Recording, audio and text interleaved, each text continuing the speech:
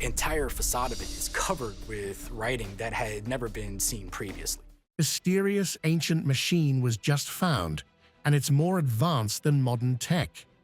We often imagine ancient people as simple and lacking advanced skills. There is still a huge amount of mystery around these very peculiar objects, but one of the most popular theories is that it had a more mystical function. Perhaps it was used in divination or sorcery or fortune-telling. But history proves us wrong.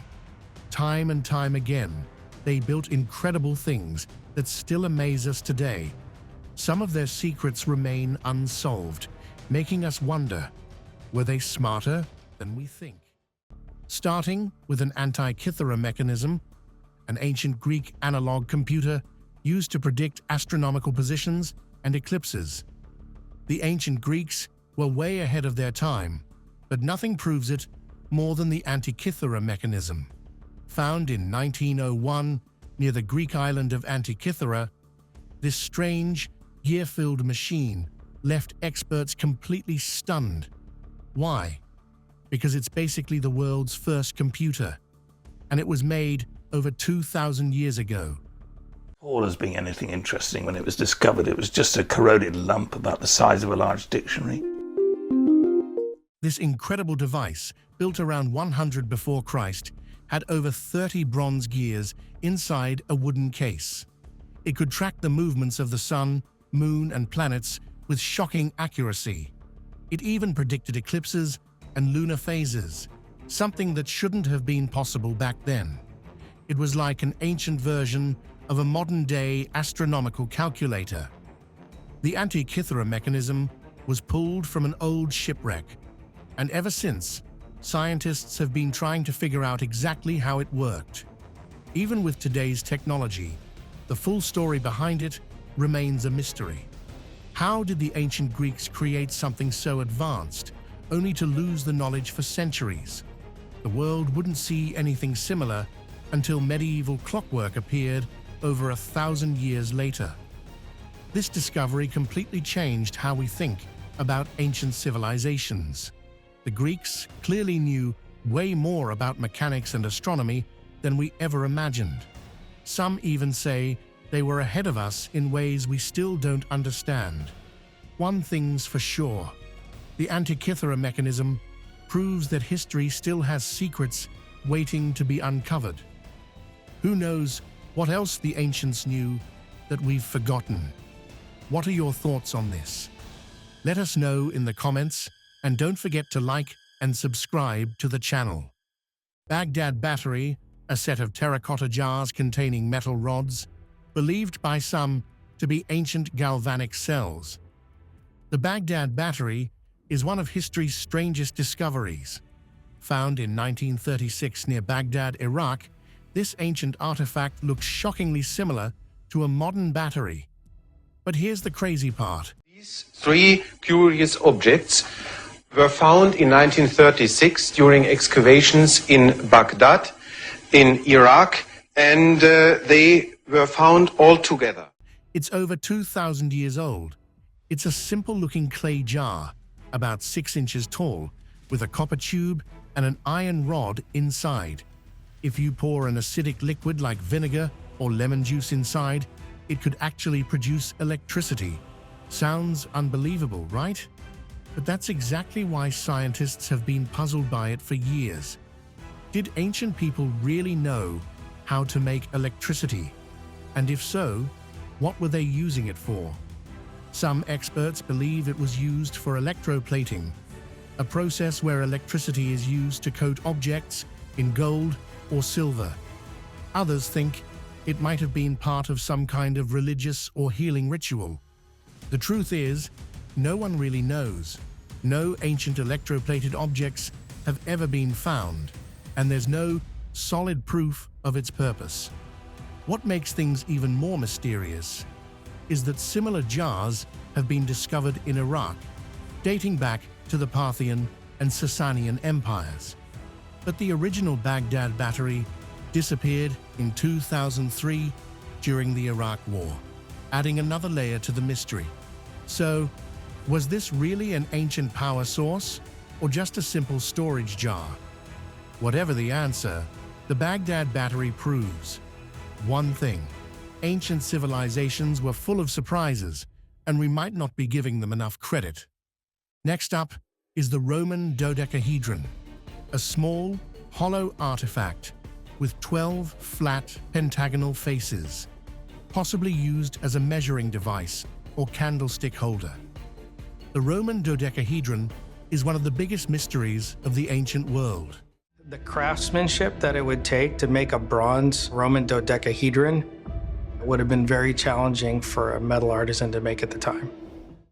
It's a small metal object shaped like a 12-sided dice, but much more puzzling. Each of its 12 sides has a circular hole in the middle, and every corner has a tiny knob sticking out. Made mostly of bronze, these objects date back to the 2nd to 4th centuries Anno Domini, and no one knows for sure what they were used for. Over 130 have been found across Europe, especially in ancient Roman territories like France, Germany, and Britain. Strangely, none have been discovered in Italy, the heart of the Roman Empire. They've turned up in all kinds of places: military camps, tombs, baths, theaters, and even treasure hoards. Some believe this means they were valuable, but what made them so special is still unknown. Experts have suggested all sorts of theories. Some think they were measuring tools, possibly to estimate distances. Others believe they were used for knitting, though that doesn't explain why they were made of metal. There's also the idea that they were used in religious rituals, fortune-telling, or even as a way for metalworkers to prove their skills. Despite all the guesses, no ancient writings mention them. No one can say for sure what they did. Were they practical tools, religious artifacts, or something else entirely? The Roman dodecahedron remains one of history's most baffling artifacts, proving that the ancient world still holds secrets we may never fully understand. Archimedes' screw is a machine historically used for transferring water from a low-lying body of water into irrigation ditches. The Archimedes screw is one of the most brilliant inventions of the ancient world. It's a giant spiral inside a tube, and when turned, it lifts water from a lower level to a higher one. Even though it's named after the Greek mathematician Archimedes, who described it around 234 before Christ, the device was actually used in Egypt much earlier. Originally, it was used to move water from the Nile into irrigation canals. The Egyptians built early versions by wrapping tubes in a spiral around a wooden cylinder. Later, the Greeks and Romans improved the design, making it out of solid wood or metal. Archimedes himself used a version of this screw to remove water from the hull of a massive warship called the Syracusia. This ancient machine wasn't just ahead of its time, it's still used today. In modern wastewater treatment plants, Archimedes screw pumps help move water. If spun in reverse, the same device becomes a power generator, making it useful for hydroelectric energy. Unlike traditional turbines, it works even in places with low water flow. Although Archimedes never claimed to have invented it, the screw pump was credited to him centuries later. Ancient Greeks and Romans powered it by walking on the outer casing, making the entire thing spin as one piece. Whether lifting water for farming, clearing ships, or generating electricity, this incredible machine proves that ancient engineers were far more advanced than we often realize. Aeolipile, Hero's engine, is a simple bladeless radial steam turbine that spins when the central water container is heated. I'm heating up this container here so that it generates steam. There's water in here, and the steam will come up through these pipes into this ball and out through these jets, and then it should spin. The Aeolipile is one of the coolest inventions of the ancient world. It's basically a steam-powered spinning ball, and even though it looks simple, it works like magic. When the water inside it heats up, steam shoots out of little bent tubes, making it spin. It's like an ancient rocket engine, running on nothing but fire and water. This device is often credited to Hero of Alexandria, a brilliant Greek-Egyptian engineer from the 1st century Anno Domini. But actually, a Roman architect named Vitruvius described it even earlier, around 30 before Christ. Both of them were inspired by an even older inventor, Ctesibius, who was an expert in using air and water to create all kinds of gadgets. Hero's version had a cauldron at the bottom that boiled water, sending steam through a pipe into the spinning ball. As the steam rushed out, the ball rotated. It was a perfect example of Newton's laws of motion, long before Newton was even born. The crazy part, no one really knows if the ancient world used it for anything serious. Some think it was just a fun gadget for temples, something to impress visitors. Others believe it could have been an early attempt at a steam engine. Either way, it proves that ancient inventors were way ahead of their time.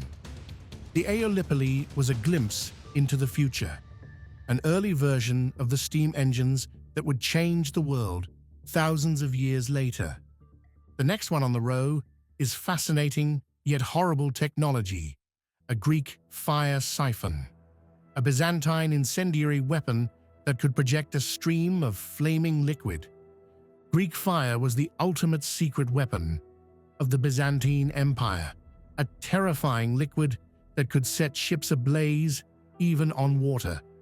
It was used for centuries, from the 600s to the 1400s, and no one ever figured out its exact formula. Your ship suddenly being engulfed in flames that were almost impossible to extinguish. Not only was there this immense physical danger, but there was also a massive psychological impact. Some say it was made of petroleum, resins, and other flammable stuff, kind of like ancient napalm. The Byzantines kept it under lock and key, and enemies could never quite copy it. They didn't just throw it around, they had a whole system for using it. Byzantine sailors launched Greek fire in grenade-like pots or sprayed it through special tubes, turning enemy fleets into fireballs. A mariner really has a fear of it's being set light to on a ship because there's nowhere to go. And so Greek fire had a terrifying aspect to it, setting light to ships. It was so powerful that even the Arabs, after capturing some of it, couldn't figure out how to use it properly.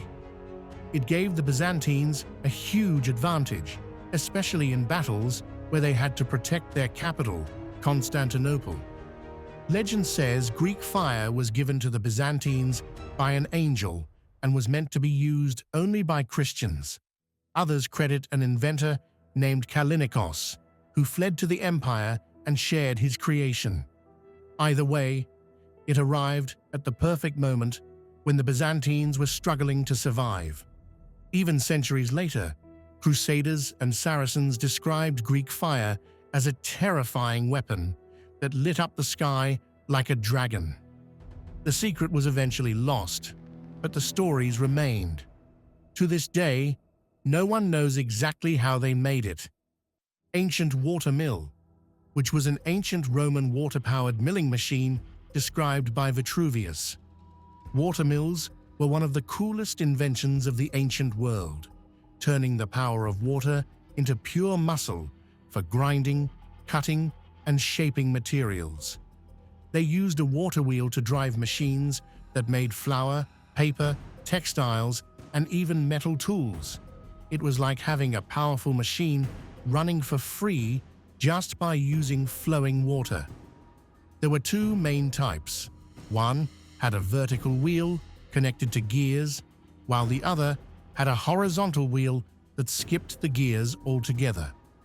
The vertical type came in different styles depending on how water hit the paddles, some pushed from below, some from above, and some in between. There were even floating mills on ships, and tide mills that worked with the ocean's movement. Water mills didn't just help people, they also changed rivers. Over time, they caused some areas to flood and pile up with sediment, while in other places, rivers carved deeper channels. Even today, you can see how old watermills shaped the landscape. The Greeks and Romans were the first to use watermills on a large scale. The Greeks invented the water wheel and gears, and by 240 before Christ, they had built mills in Alexandria. The Romans took it further, using them to grind grain and even knead dough. One poet in ancient times praised watermills for replacing back-breaking labor, letting people rest while machines did the work. It was an ancient technology so advanced that even today we're still impressed by its genius. Moreover, the fascinating Nazca lines, large geoglyphs in Peru created by ancient civilizations, showcase an advanced understanding of geometry. The Nazca lines are one of the greatest mysteries of the ancient world. Imagine standing in the middle of a vast desert in Peru, and all you see are flat, dry lands. But from the sky, the ground tells a different story. Hundreds of giant shapes, animals, and lines stretching for miles. They weren't drawn with ink or paint, but carved into the earth by removing the top layer of dark pebbles to reveal the lighter sand below. These massive designs were created between 500 before Christ and 500 Anno Domini. Some are just straight lines, but others are detailed figures of hummingbirds, monkeys, spiders, and even a strange-looking human. Some stretch over 400 yards long, yet they were made so precisely that their full shapes can only be seen from the air. But here's the kicker. No one knows why they were made. Some experts think they were linked to the stars, marking where the sun and moon rose. Others believe they had a religious meaning, maybe to call for rain in the dry desert.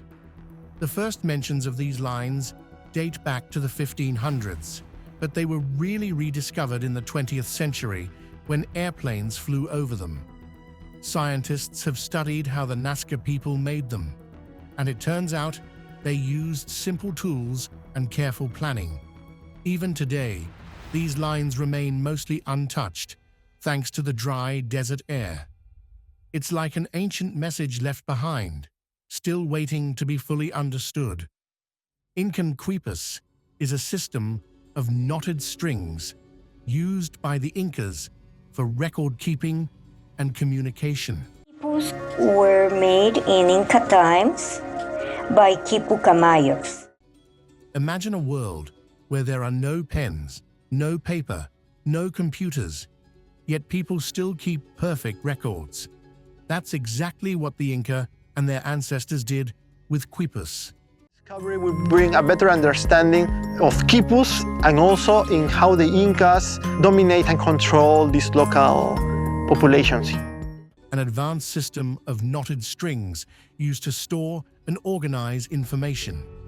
These cords, made of cotton or animal fibers, weren't just random knots. Every color, twist, and knot position had meaning, holding numbers, tax records, census data, and maybe even stories. Quipus weren't small notebooks. Some had thousands of cords, making them like ancient hard drives. Specially trained experts, called Quipucamayos, could read these knots and recall complex information. The Inca used them to run their empire, tracking everything from food supplies to military plans. Some Spanish officials even relied on quipus when they first arrived in Peru. The earliest quipus appeared around 1,000 years ago, possibly used by the Wari people before the Inca perfected the system. But when the Spanish took over, they replaced quipus with European writing, destroying many in the process. Even today, about 1,400 quipus still exist, hidden in museums and private collections. Scientists have cracked some of the numerical codes, but many believe Quipus held even deeper messages, perhaps names, stories, or historical records.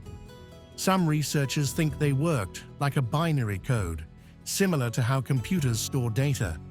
Even now, some Andean villages use Quipus, proving that this ancient technology was so advanced, it still works today. Phaistos disc is a clay disc from ancient Crete, stamped with mysterious symbols and possibly an early printing device. It sounds fascinating that you found an ancient message perfectly printed on clay using a technique far ahead of its time, right? That's the mystery of the Phaistos disc, an ancient artifact discovered in 1908 in Crete. This round clay disc, about the size of a small plate, is covered in a spiral of symbols, 241 of them, each pressed in with a unique stamp before the clay was fired. It's like the world's first attempt at printing, thousands of years before the printing press. Nobody knows what the symbols mean.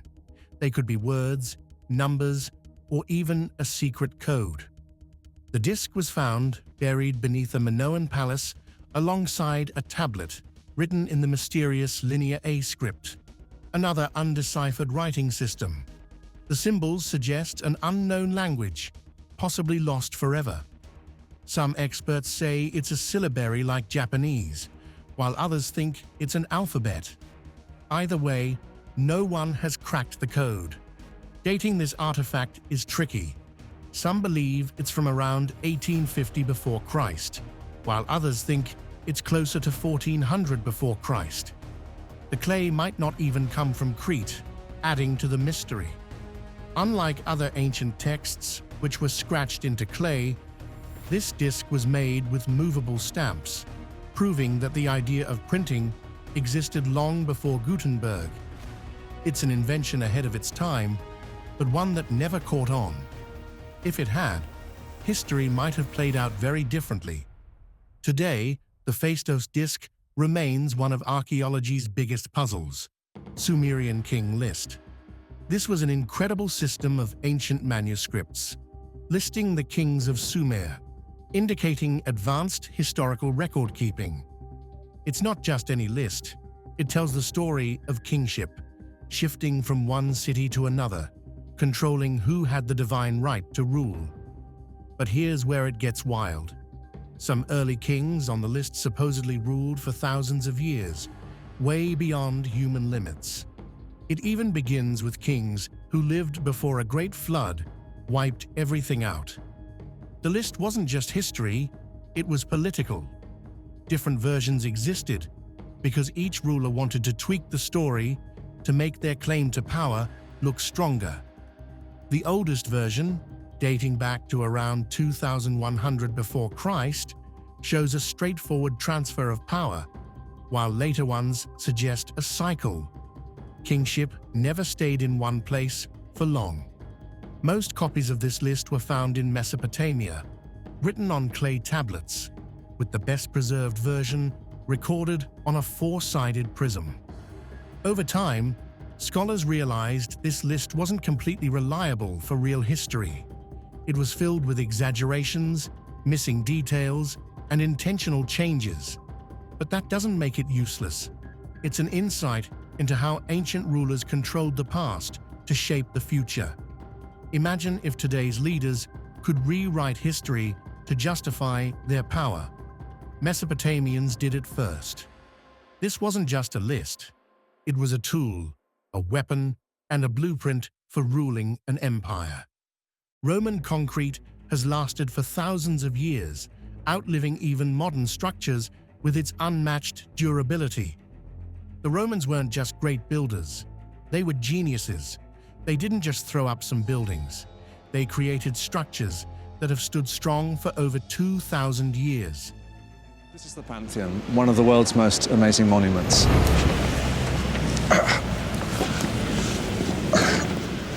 Right. And there we are. It's a spectacle. Colosseum, the Pantheon, the giant aqueducts, still here, still solid. Meanwhile, modern concrete, cracks, crumbles, and repairs need to be made within decades. So, what was their secret? Roman concrete, a mix so advanced that even today, we can't fully figure out how it worked. Scientists have studied it up close, breaking it down piece by piece. They know it had lime, seawater, and volcanic ash, and they've discovered something wild. When this concrete touches seawater, it gets even stronger. Imagine a material that doesn't just survive the elements, but actually improves over time. That's next-level engineering, way beyond anything we use today. If we could fully crack the code of Roman concrete, it could change everything. Imagine buildings, bridges, and roads that last centuries without needing constant repairs. It would be a game changer, but no matter how much research is done, nobody has been able to recreate it perfectly. The Romans left behind many wonders, but their greatest invention might just be the one that's still keeping their empire standing. Costa Rica's giant stone spheres are so perfectly shaped that their true purpose and creation remain a mystery. In 1930, workers cutting through the thick jungle of Costa Rica stumbled upon something unbelievable. Huge stone spheres, some as heavy as 16 tons, scattered across the land. These weren't rough boulders, they were perfectly round. And here's the craziest part. They were made around 600 Anno Domini by the Dikis people who had no modern tools. How did they carve such flawless spheres from one of the hardest rocks on Earth? Nobody knows. Scientists have studied them for years, but the secret behind their creation remains unsolved. Some believe the Dikwi people hammered and ground them down bit by bit, but there's no proof. And why did they make them? Were they markers for something? Did they line up with the stars? Were they symbols of power? No one has a clear answer. These stone spheres remain one of history's great puzzles. Carved by an ancient civilization with skills that seem impossible, they still sit in the jungles of Costa Rica, silently holding on to their secrets. The ancient ruins of Tiwanaku showcase stonework so precise it seems almost alien, defying explanation even today. Deep in Bolivia, near Lake Titicaca, lies Tiwanaku, an ancient site that seems almost too advanced for its time. One part of it, called Pumapunku, is a true mystery. Here, massive stone blocks, some weighing 100 tons, were carved and placed together with impossible precision. The cuts are so smooth and the lines so perfectly straight that even modern engineers would have a hard time recreating them. And the craziest part? These blocks fit together like a giant puzzle, without any mortar to hold them in place. How did the people of Tiwanaku do this? No one knows. Archaeologists have never found tools that could explain this level of craftsmanship. Some researchers believe they have advanced technology that has been lost to time, maybe even a way to soften stone. But there's no evidence to prove it. Pumapunku remains one of history's biggest puzzles. An ancient civilization, without modern tools, created something so precise it feels almost impossible. And yet their secrets remain buried in stone. The Lycurgus cup, an ancient Roman masterpiece, changes color under light, revealing a nanotechnology mystery far ahead of its time. The Lycurgus cup is one of the most mind-blowing creations from ancient Rome. Made in the 4th century Anno Domini, this cup changes colors depending on the light. When light shines through it, the glass glows a deep red, but from the front, it appears green. This effect, known as dichroism, was created using tiny particles of gold and silver mixed into the glass, something that sounds a lot like nanotechnology. The crazy part? Modern science only fully understood nanotechnology in the 20th century, yet Roman artisans somehow mastered it over 1,600 years ago. The cup itself is a rare type of Roman glass art called a cage cup. The outer layer was carefully cut away, leaving behind an intricate design that looks like a floating sculpture. The scene on the cup tells the story of King Lycurgus, who was punished by the god Dionysus for his cruelty. The craftsmanship is unreal, so precise that even today it would be nearly impossible to recreate by hand. Scientists believe the Romans may not have fully understood how they achieved this magical effect, but they somehow stumbled upon the perfect technique.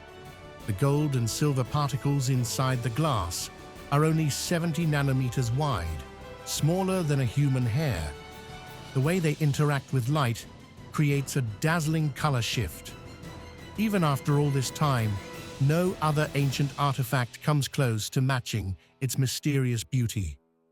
The Iron Pillar of Delhi, standing for over 1,600 years, defies time with its rust-resistant metal, leaving scientists puzzled by its advanced ancient metallurgy. Iron rusts. Everyone knows that. Leave it outside, and soon enough, it starts turning reddish-brown, breaking down little by little. But in Delhi, there's an iron pillar that refuses to follow the rules. Standing over 7 meters tall and weighing more than 6 tons, this ancient masterpiece has been sitting in the open air for more than 1,600 years, without a single sign of rust. Built around 400 Anno Domini during India's Gupta Empire, this pillar has scientists completely puzzled. How did they make iron that doesn't rust when even today we struggle to stop metal from corroding? The secret seems to be in its special mix: low carbon, high phosphorus, and some other unique elements. But even knowing this, no one can explain how they managed to forge such a massive, rust-proof structure using ancient technology. The Iron Pillar of Delhi is not just an old piece of metal. It's proof that ancient Indian blacksmiths knew something we still don't fully understand. A forgotten secret, locked in iron, standing tall for centuries. These incredible ancient creations prove that our ancestors were far more advanced than we once believed. They had skill, knowledge, and a deep love for beauty and precision. Even with all our modern technology, some of their secrets remain unsolved. Maybe it's time to appreciate their genius and admit that we don't have all the answers. After all, who knows what other lost technologies are still waiting to be uncovered?